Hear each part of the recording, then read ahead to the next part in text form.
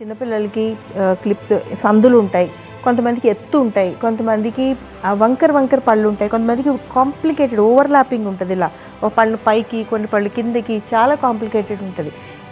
ఎలాంటి కండిషన్లో ఉన్నా కూడా నేను చెప్పినట్టు క్లిప్పుల విధానంతో బ్రేసెస్ పెట్టడం ద్వారా మనకు పూర్తిగా వాటిని నార్మల్ తీసుకొచ్చేయచ్చు. క్లిప్పుల్లో ఉండే భయం ఏంటంటే ఇది పర్మనెంట్ ట్రీట్మెంట్, ఇది 100% పర్మనెంట్ ట్రీట్మెంట్ అండి.